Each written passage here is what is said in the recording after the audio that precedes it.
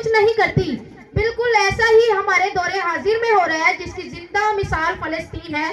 ناظرین، اس پر میں آپ کو سبق امیز بات سنانا چاہوں گی، تو سنیے گا بڑے غور سے۔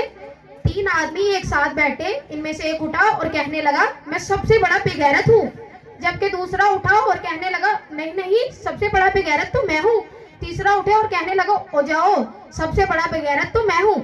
لہٰذا انہوں نے سوچا کہ کیوں نہ اسے ثابت کیا جائے۔ چنانچہ پاس سے ایک بوڑھی عورت گزری جس کے ہاتھ میں کچھ سامان تھا۔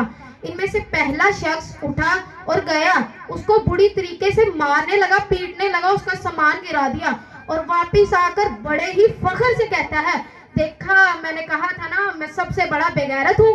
لیکن دوسرا اٹھا اور گیا، اسی عورت کو دوبارہ مارا، اس قدر مارا کہ وہ زخمی ہو گئی، اور واپس آ کر کہتا ہے میں سب سے بڑا بے غیرت ہوں، کیونکہ بجائے اس کے میں اس عورت کی مدد کرتا، اس کا سامان اٹھاتا، میں نے اس کو اور مارا۔ اب تو مانتے ہو نا کہ سب سے بڑا بے غیرت میں ہوں؟